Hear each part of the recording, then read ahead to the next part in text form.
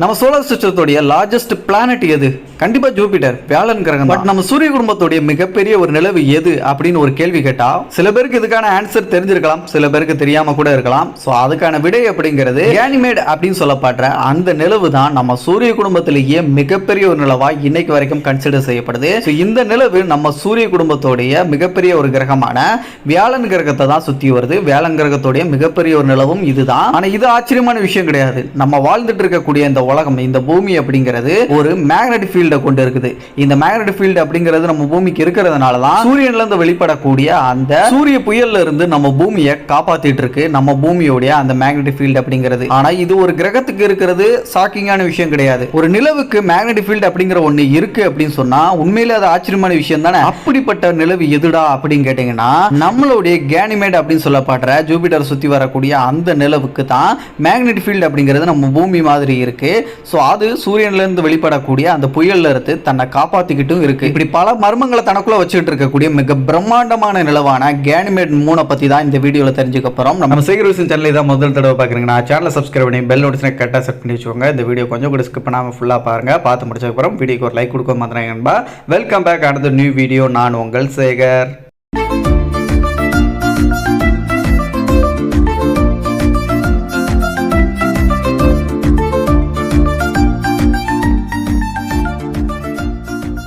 வியாழன் கிரகம், ஜூபிட்டர் கிரகத்தை பத்தி இன்னைக்கு வரைக்கும் நம்ம ஆய்வுகள் பண்ணது மூலமா 80க்கும் அதிகமான நிலவுகள் வியாழனுக்கு இருக்கு அப்படின்னு சொல்லிட்டு நம்ம கண்டுபிடிச்சிருக்கோம். அது இன்னைக்கு வரைக்கும் அப்படித்தான் இருக்கு. பட் இருந்தாலும் வியாழன் கிரகத்தை சுத்தி வரக்கூடிய நிலவுகள் அப்படிங்கிற அந்த ஒரு விஷயத்த யாரு கண்டுபிடிச்சா அப்படின்னு பாத்தீங்கன்னா 1610ஆம் ஆண்டு கலீலியோ தான் முதல்ல இந்த வியாழன் கிரகத்தை சுத்தி வரக்கூடிய 4 நிலவுகளை வந்து கண்டுபிடிக்கிறாரு. அதை தொடர்ந்து தான் மற்ற நிலவுகள் அப்படிங்கிறதும் கண்டுபிடிக்கப்படுது.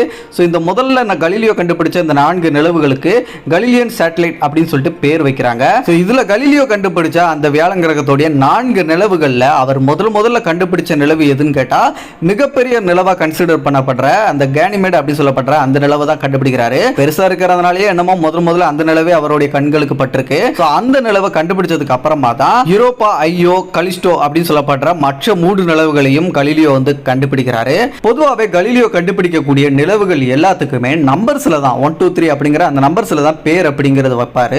அந்த வகையில இந்த ஜூபிட்டரோடைய மிகப்பெரிய நிலவான இந்த கேனிமேடுக்கு ஆரம்பத்தில் அவர் நம்பர்ல தான் பேர் வச்சிருந்தாரு. அதுக்கப்புறமா தொடர்ந்து ஆராய்ச்சிகள் இந்த வியாழன் கிரகத்தை பண்ணதுக்கு அப்புறம் இதை சுத்தி ஏகப்பட்ட நிலவுகள் வள வருது அப்படிங்கிற கண்டுபிடிச்சதுக்கு அப்புறமா தான் நம்பர்ஸ்ல பேர் வச்சா சரி வராது அப்படின்னு சொல்லிட்டு இதுக்கு கேனிமேட் அப்படிங்கிற கிரேக்க கடவுள்களுடைய ஒரு கடவுளுடைய பேரை வந்து வைக்கிறாங்க. ஒரு கிரேக்க மித்தாலஜில இருக்கக்கூடிய ஒரு கடவுளுடைய பேரை இந்த நிலவுக்கு வைக்கிறாங்க அப்படிங்கிற பட்சத்தில் அந்த கடவுள் ரொம்ப பவர்ஃபுல்லான ஒரு ஆளா அப்படின்னு கேட்டீங்கன்னா அதுதான் கிடையாது.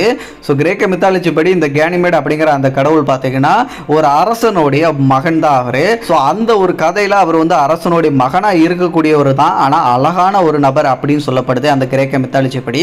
சோ இந்த நிலவும் பார்க்கிறதுக்கு ரொம்ப அழகா இருக்கும் அப்படிங்கிறதுனாலயே இந்த நிலவுக்கு அந்த கிரேக்க மித்தாலஜி படி அந்த அரசருடைய மகனான கேனிமேட் அப்படிங்கிற அவருடைய பேரை இந்த நிலவுக்கு வந்து வைக்கிறாங்க. இதை தொடர்ந்து இந்த கேனிமேட் அப்படிங்கிற இந்த நிலவு நம்ம சூரிய குடும்பத்தோடைய மிகப்பெரிய ஒரு நிலவு, பிரம்மாண்டமான ஒரு நிலவுலாம் அப்படின்னு சொல்லிட்டு இருக்கேன்ல ஆரம்பத்துல இருந்து. சோ இது எவ்வளவு பெருசு அப்படின்னு சொல்லிட்டு நீங்க ஈஸியா புரிஞ்சுக்கிற மாதிரி சொல்லணும்னா நம்ம சூரிய குடும்பத்தில் நம்ம பூமிக்கு இருக்கக்கூடிய நிலவு, அதுக்கப்புறம் சூரிய குடும்பத்தோடைய முதல் கிரகமான மெர்க்குரி அந்த புதன் கிரகத்தை விட இந்த கேனிமேட் அப்படிங்கிற இந்த நிலவு ரொம்பவே பெருசு. சிம்பிளா சொல்லணும் அப்படின்னா நம்மளுடைய நிலவோடைய அந்த விட்டம் டயாமீட்டர் அப்படிங்கிறது 3475 கிலோமீட்டர் விட்டம் கொண்டது தான் நம்மளுடைய நிலவு அப்படிங்கிறது. அதுவே நம்ம சூரிய குடும்பத்தோடைய முதல் கிரகமான அந்த புதன் கிரகம் மெர்க்குரி பிளானட்டோடைய டயாமீட்டர் விட்டம் அப்படிங்கிறது 4879 டயாமீட்டர் விட்டம் கொண்டது தான். ஆனா இந்த கேனிமேட் அப்படின்னு சொல்லப்படுற இந்த வியாழன் கிரகத்தோட மிக பிரம்மாண்டமான நிலவு அப்படின்னு சொல்லப்படுற இந்த நிலவோடைய அந்த டயாமீட்டர் விட்டம் அப்படிங்கிறது 5265 கிலோமீட்டர் விட்டம் கொண்டது தான் இந்த கேனிமேட் அப்படிங்கிற இந்த நிலவு. நம்ம புதன் கிரகத்தை விட பெரிய ஒரு நிலவு தான். இந்த ஒரு காரணத்தினால நம்மளுடைய சயின்டிஸ்டுகள் இந்த கேனிமேட் நிலவை பத்தி என்ன சொல்றாங்க அப்படின்னா ஒருவேளை இந்த நிலவு அப்படிங்கிறது நம்ம வியாழன் கிரகத்தை சுத்தி வர்றதுக்கு பதிலா சூரியனை சுத்தி வந்திருந்துச்சு அப்படின்னா இதை ஒரு குறுங்கோள குறுங்கோளாவோ இல்லாட்டி ஒரு கிரகமாவோ நாங்கள் அறிவிச்சிருப்போம். அதுக்கு காரணம் இப்போ வரைக்கும் நம்ம சூரிய குடும்பத்தோடைய பருப்பொருட்கள், அதாவது மிகப்பெரிய ஆப்ஜெக்ட்களில் இந்த கேனிமேட் அப்படிங்கிற நிலவு 9வது பொருளாக இருக்கு. ஸோ இந்த ஒரு ரீசன்னால தான் இது மட்டும் சூரியனை சுற்றி வந்துருந்துச்சு அப்படின்னா கண்டிப்பாக நாங்கள் இதை ஒரு குறுங்கோளாவோ இல்லாட்டி ஒரு கிரகமாவோ நாங்கள் அறிவிச்சிருப்போம் அப்படின்னு சொல்லிட்டு நம்மளோட சயின்டிஸ்டுகள் வந்து சொல்றாங்க. இந்த நிலவு நம்ம வியாழன் கிரகத்தோடைய 3வது நிலவா அமைஞ்சிருக்கு. ஆனால் இந்த கேனிமேட் நிலவு அந்த வியாழன் கிரகத்தை ஒரு தடவை முழுசா சுற்றி வர்றதுக்கு 7 நாட்கள் எடுத்துக்குது பூமியோட நாட்கள் படி அப்படின்னு சொல்லிட்டு சயின்டிஸ்டுகள் சொல்றாங்க. ஆனால் இது 3வதா அமைஞ்சிருக்கு. இதுக்கு முன்னாடி இருக்கக்கூடிய மற்ற 2 நிலவுகள் அப்படின்னு எடுத்துக்கிட்டா யூரோப்பா அண்ட் ஐயோ இந்த 2 நிலவுகள் இருக்கு. இதுல யூரோப்பா நிலவு அப்படிங்கிறது இந்த வியாழன் கிரகத்தை ஒரு தடவை முழுசா சுத்தி வள வர்றதுக்கு, கேனிமேட் நிலவு வியாழன் கிரகத்தை சுத்தி வரக்கூடிய அந்த 7 நாட்கள்ல இந்த யூரோப்பா நிலவு 2 தடவை இந்த வியாழன் கிரகத்தை சுத்தி வந்துருமா. இதுக்கப்புறமா ஜூபிட்டருடைய ஐயோ அப்படின்னு சொல்லப்படுற அந்த மூன் அப்படிங்கிறது கேனிமேட் அப்படிங்கிற நிலவு ஜூபிட்டரை 7 நாள்ல சுத்தி வர்றதுக்குள்ள இந்த ஐயோ அப்படிங்கிற நிலவு 4 தடவை இந்த ஜூபிட்டர் சுத்தி வந்துருமா. அந்த அளவுக்கு இந்த கேனிமேட் அப்படிங்கிற நிலவு அந்த வியாழன் கிரகத்தை 7 நாட்கள் வந்து சுத்தி வந்துட்டு இருக்கு. ஏன்னா இது 7 நாட்கள் அந்த வியாழன் கிரகத்தை சுத்தி வந்தாலும் தன்னைத்தானே இந்த நிலவு சுத்துதான் கேட்டீங்கன்னா கண்டிப்பா கிடையாது. இது அந்த நிலவு அப்படிங்கிறது அந்த வியாழன் கிரகத்தோட டைடலா லாக் ஆயிருக்கு. நம்மளுடைய நிலவு அப்படிங்கிறது எப்படி பூமியோட வந்து டைடலா லாக் ஆயிருக்கோ அதே மாதிரி நம்ம வியாழன் கிரகத்தோட ஈர்ப்பு விசை காரணமா இந்த கேனிமேட் அப்படிங்கிற அளவு அந்த வியாழன் கிரகத்தோட டைடலா லாக் ஆயிருக்கு.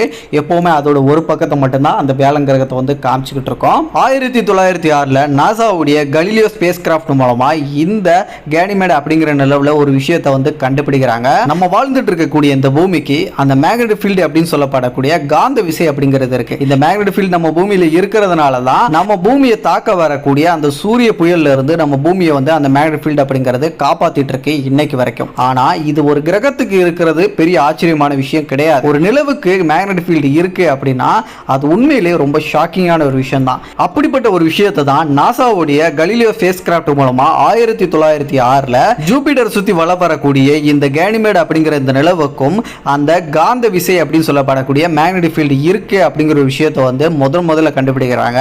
இன்னைக்கு வரைக்கும் நம்ம பூமி உட்பட மற்ற கிரகங்களுக்கு இருக்கக்கூடிய அந்த காந்த விசை மேக்னெட்டிக் ஃபீல்ட் அப்படிங்கிறது ஒரு நிலவுக்கு இருக்கு அப்படின்னா அது இந்த கேனிமேட் அப்படிங்கிற இந்த ஒரு நிலவுக்கு மட்டும்தான் இருக்கு அப்படின்னு சொல்லிட்டு நம்ம சயின்டிஸ்டுகள் வந்து சொல்றாங்க.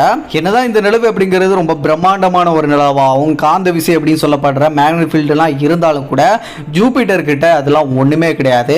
ஜூபிட்டருடைய அந்த ஈர்ப்பு விசை அப்படிங்கிறதும் அந்த மேக்னெட்டிக் ஃபீல்டு அப்படிங்கிறதெல்லாம் ரொம்ப பவர்ஃபுல்லா இருக்கும். இதன் காரணமாக தான் இந்த கேனிமேட் அப்படிங்கிற நிலவை அந்த வியாழன் கிரகத்தோட அதிகப்படியான ஈர்ப்பு விசை காரணமா டைடலா வந்து லாக் ஆயிருக்கு, சிறைபிடிக்கப்பட்டிருக்குன்னு கூட வச்சுக்கலாம். இதை தொடர்ந்து நிலவை பத்தி சில ரிசர்ச்கள் நம்மளோட சயின்டிஸ்டுகள் பண்ணாங்க. அதுல குறிப்பா இந்த நிலவுல தண்ணீர் இருக்கா, இந்த நிலவுடைய நிலப்பரப்பு எப்படி இருக்கு அப்படின்னு சொல்லிட்டு அது சம்பந்தமான ஆய்வுகள்லாம் பண்ணாங்க.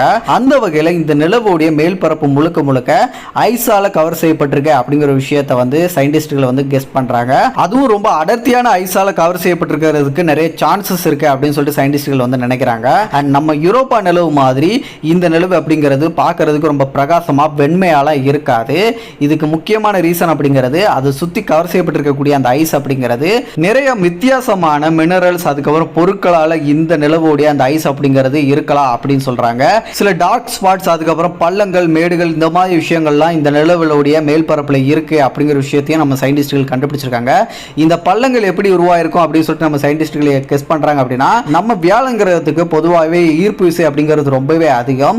சுத்தி போய்கிட்டு இருக்கக்கூடிய நிறைய விண்கற்கள் எல்லாம் இழுத்து பிடிச்சி தனக்குள்ள வாங்கிட்டு இருக்காப்ல நம்ம வியாழன் கிரகம். நம்ம பூமியை கூட நம்ம வியாழன் கிரகம் வந்து அப்பப்போ காப்பாத்திட்டு இருக்காப்ல. அந்த விண்கற்கள் ஏதாச்சும் நம்ம பூமியை தாக்க வந்துச்சுன்னா அதோட ஈர்ப்பு விசையை பயன்படுத்தி வியாழன் கிரகம் வந்து அந்த விண்கற்களை தனக்குள்ள ஈர்த்து பூமியை வந்து காப்பாத்திருக்காப்ல நிறைய டைம். அதே மாதிரி வியாழன் கிரகத்தோட ஈர்ப்பு விசையால் ஈர்க்கப்படக்கூடிய அந்த விண்கற்களை வியாழன் கிரகம் அப்படியே பக்கத்தில் இருக்கக்கூடிய அந்த கேனிமேட் அப்படிங்கிற அந்த நிலவுக்கும் அனுப்பி வச்சுட்டு இருக்காப்ல. ஸோ அந்த ஒரு ரீசன்னால சில பள்ளங்கள் அந்த விண்கற்களால் வந்து தாக்கப்பட்டு ஏற்பட்டிருக்கலாம் இந்த நிலவில் அப்படின்னு சொல்லிட்டு சயின்டிஸ்ட்களால் வந்து கெஸ் செய்யப்படுது.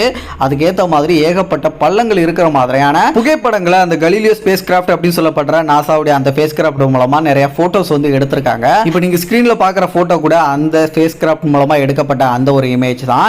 இந்த இமேஜ்ல நல்லா தெரியும் நிறைய மேடுகள் பள்ளங்கள் அதுக்கப்புறம் நிறைய டார்க் ஸ்பாட்ஸ்லாம் இருக்கிறத உங்களால பார்க்க முடியும். கலீலியோ ஸ்பேஸ் கிராஃப்ட் மூலமா ஜூம் பண்ணி எடுக்கப்பட்ட இமேஜ்களையும் தாண்டி இந்த நிலவோடைய அந்த பகல் பொழுது எப்படி இருக்கும் அப்படின்னு சொல்லிட்டு அந்த புகைப்படத்தையும் எடுத்திருக்காங்க. பார்க்கறதுக்கு ரொம்ப அழகா இருக்குல்ல இந்த கேனிமேட் அப்படிங்கிற நிலவு. இந்த ரீசனால தான் கிரேக்க மித்தாலஜி படி கேனிமேட் அப்படிங்கிற ரொம்ப அழகா இருக்கக்கூடிய கடவுளோடைய பேரை இந்த கேனிமேட் அப்படிங்கிற அந்த நிலவுக்கு வச்சிருக்காங்க. ஸோ இப்போ புரிஞ்சிருக்கும் அந்த நிலவுக்கு எதுக்கு அந்த கேனிமேட் அப்படிங்கிற பேர் வைக்கிறதுக்கான காரணம் அப்படிங்கிறது. இந்த என்னதான் இந்த நிலவோடைய அந்த மேல்பரப்பு அப்படிங்கிறது முழுக்க முழுக்க ஐஸால கவர் செய்யப்பட்டிருந்தாலும் கூட அதோடைய அந்த மைய பகுதி கோர் அப்படிங்கிறது நம்ம பூமிக்கு இருக்கிற மாதிரியான ஒரு அயன் கோர் தான் இந்த நிலவுக்கு இருக்கு அப்படிங்கிற விஷயத்தை கண்டுபிடிச்சிருக்காங்க. கூடவே இந்த நிலவோடைய அந்த கோர் அப்படிங்கிறது இப்போ வரைக்கும் ஆக்டிவா இருக்கு அப்படின்னு சொல்றாங்க. ஆக்டிவா இருக்கிறதே தாண்டி நம்ம பூமியில கடல் அப்படிங்கிறது இருக்கு, ஹேபிட்டபிள் சோன்ல இருக்கிறதுனால தான் அந்த கடல் நீர் அப்படிங்கிறது நீர் வடிவத்தில் இருக்கிறதுக்கு ஒரு ரீசனா இருக்கு. ஆனா இந்த நிலவு முழுக்க முழுக்க ஐஸால் கவர் செய்யப்பட்டிருக்கு இல்லையா? அப்ப இந்த நிலவுக்கு போதுமான அளவு சூரியனோட வெளிச்சம் கிடைக்காதனாலையும் அந்த ஹேபிட்டபிள் சோன்ல இந்த நிலவு இல்லாததுனால இந்த நிலவோடைய அந்த கோர் அப்படிங்கிறது கொஞ்சம் ஆக்டிவா இருக்கு, நம்ம பூமியோட அயன் கோர் மாதிரி இருக்கிறதுனால அதுல இருந்து கிடைக்கக்கூடிய வெப்பத்தின் காரணமா அந்த நிலவோடைய அந்த மேல்பரப்புல இருக்கக்கூடிய ஐஸை தாண்டி கீழே போக போக தண்ணீர் இருக்கிறதுக்கான வாய்ப்புகள் இருக்கு. அந்த வெப்பத்தின் காரணமா தண்ணீர் வடிவத்தில் அந்த நீர் இருக்கிறதுக்கு வாய்ப்பு இருக்குன்னு சொல்றாங்க. அது சும்மா கெஸ் தான் செய்யப்படுது, இது வரைக்கும் உறுதிப்படுத்தப்படல இந்த நிலவுல தண்ணீர் வந்து இருக்கா இல்லையா அப்படின்னு சொல்லிட்டு. பட் இந்த நிலவு அப்படிங்கிறது மிக பிரம்மாண்டமான ஒரு நிலவாகவும் அதோடைய மைய பகுதியான அந்த கோர் அப்படிங்கிறது அயன் கோராகவும் ஆக்டிவா இருக்கிற பட்சத்தில் அந்த வெப்பத்தின் காரணமா சுமார் 800 கிலோமீட்டர் ஆழம் இருக்கிற அளவுக்கு ஒரு மிகப்பெரிய ஓஷன் அப்படிங்கிறது அதோடைய ஐஸ் கீழே இருக்கிறதுக்கு சான்சஸ் இருக்கு அப்படின்னு சொல்லிட்டு நம்மளோட சயின்டிஸ்ட்கள் வந்து ரொம்பவே நம்புறாங்க. இது உறுதிப்படுத்தப்படாட்டியும் சயின்டிஸ்ட்கள் சொல்லக்கூடிய ஒரு கருத்தா இருக்கு, அவங்க நம்பக்கூடிய ஒரு விஷயமா இருக்கு. இந்த கேனிமேட் அப்படிங்கிறது நிலவோடைய அந்த நிலப்பரப்புல ஐஸ் அப்படிங்கிறது இருந்தாலும் சில எரிமலைகள் இருக்கு அப்படிங்கிற விஷயத்தை வந்து கண்டுபிடிச்சிருக்காங்க. அதுக்குன்னு அந்த எரிமலைகள் எல்லாமே நெருப்பை கக்கிட்டு இருக்குமா அப்படின்னு கேட்டீங்கன்னா அதுதான் கிடையாது. முழுக்க முழுக்க ஐஸால் கவர் செய்யப்பட்டிருக்கக்கூடிய ஒரு நிலவா இருக்கிறதுனால அது வெளியிடக்கூடிய அந்த எரிமலையிலிருந்து வெளிவரக்கூடிய அந்த விஷயங்கள் எல்லாமே ஐஸா தான் இருக்கணும் அப்படின்னு சொல்லிட்டு கெஸ் செய்யப்படுது. சிம்பிளா சொல்லணும்னா ஐஸ் எரிமலைகள் இந்த கேனிமேட் அப்படிங்கிற நிலவுல இருக்கு அப்படிங்கிறது தான் ஒரு விஷயம். இந்த நிலவோடைய அந்த மேல்பரப்போடைய டெம்பரேச்சர் அப்படிங்கிறது -171 டிகிரி செல்சியஸ்ல இருந்து ஆரம்பிச்சு -295 டிகிரி செல்சியஸ் வரைக்கும் அதோடைய டெம்பரேச்சர் அப்படிங்கிறது மேல்பரப்புல போகும் அப்படின்னு சொல்றாங்க. சோ கொஞ்சம் கூலிங்கா இருக்கக்கூடிய ஒரு நிலவு அப்படின்னு கூட சொல்லலாம். இதை தொடர்ந்து இந்த கேனிமேட் அப்படிங்கிற நிலவு என்னதான் நம்ம மெர்க்குரி பிளானட்டை விட பெருசா இருந்தாலும் அதிக விட்டம் கொண்டதா இருந்தாலும் கூட மெர்க்குரி பிளானட்டோடைய அந்த கிராவிட்டி அதுக்கப்புறம் அதோடைய நிறைய விட இந்த கேனிமேட் அப்படிங்கிற நிலவு அப்படிங்கிறது ரொம்பவே கம்மி. எந்த அளவுக்கு அப்படின்னா மெர்க்குரி பிளானட்டோடைய அந்த கிராவிட்டி அதுக்கப்புறம் நிறை அப்படிங்கிறதுல 1/3 பங்கு அளவு தான் இந்த கேனிமேட் அப்படிங்கிற நிலவு கொண்டு இருக்கு அப்படிங்கிற விஷயத்தை வந்து சயின்டிஸ்ட்கள் சொல்றாங்க. ஸோ என்னதான் டயாமீட்டர்ல இந்த நிலவு அப்படிங்கிறது மெர்க்குரி பிளானட்டோட அதிகமா இருந்தாலும் அதோடைய கிராவிட்டி அதுக்கப்புறம் அதோடைய எடை அப்படிங்கிறதும் நம்ம மெர்க்குரி பிளானட்டை விட ரொம்பவே கம்மி தான். ஃபைனலா இந்த நிலவு எப்படி உருவாயிருக்கலாம் அப்படின்னு சொல்லிட்டு இன்னைக்கு வரைக்கும் வந்து சயின்டிஸ்டால வந்து கண்டுபிடிக்க முடியல. பட் ஆனா தியரியா 2 விஷயம் சொல்றாங்க. அது என்ன அப்படின்னா ஃபர்ஸ்ட் ஆஃப் ஆல் இந்த நிலவு அப்படிங்கிறது நம்மளுடைய ஜூபிட்டர் அப்படிங்கிறது உருவாகிற சமயத்திலே கூட சேர்ந்து உருவாயிருக்கலாம் அப்படின்னு சொல்லிட்டு ஃபர்ஸ்ட் வந்து தியரியா வந்து சொல்றாங்க. ரெண்டாவதா நம்மளுடைய சயின்டிஸ்ட்கள் சொல்லப்படக்கூடிய தியரி அப்படிங்கிறது நம்மளுடைய வியாழன் கிரகம் அதோடைய ஈர்ப்பு விசை அப்படிங்கிறது ரொம்பவே அதிகம். அந்த ஈர்ப்பு விசையை பயன்படுத்தி ஏகப்பட்ட விண்கற்களை ஸ்பேஸ்ல சுத்திக்கிட்டு இருக்கக்கூடிய விண்கற்களை தன்னுடைய நிலவை வந்து மாத்திருக்கு நம்மளுடைய வியாழன் கிரகம். ஸோ அதே மாதிரி இந்த வியாழன் கிரகத்தோடைய இந்த கேனிமேட் அப்படிங்கிற நிலவும் ஸ்பேஸ்ல சும்மா சுத்திட்டு இருக்கும் போது அது இந்த வியாழன் கிரகத்தோடைய அதிகப்படியான ஈர்ப்பு விசை காரணமா இந்த பக்கம் வியாழன் பக்கம் ஈர்க்கப்பட்டு அதுக்கப்புறம் நாளடைவில் இது வியாழனுடைய ஒரு நிலவா மாறி இருக்கலாம் அப்படின்னு சொல்லிட்டு ஒரு தியரி முன்வைக்கிறாங்க. பட் ஆனால் இது எல்லாமே தியரி தான், ஹைப்போதெட்டிக்கலா சொல்லப்படக்கூடிய விஷயங்கள் தான். இன்னைக்கு வரைக்கும் கன்ஃபார்ம் செய்யப்படலை என்ன காரணம் எப்படி உருவாச்சு அப்படின்னு சொல்லிட்டு. ஸோ இன்னும் பல மர்மங்களை இந்த கேனிமேட் அப்படிங்கிற நிலவு பிரம்மாண்டமான நிலவு தனக்குள்ள மறைச்சு வச்சுட்டு இருக்கு.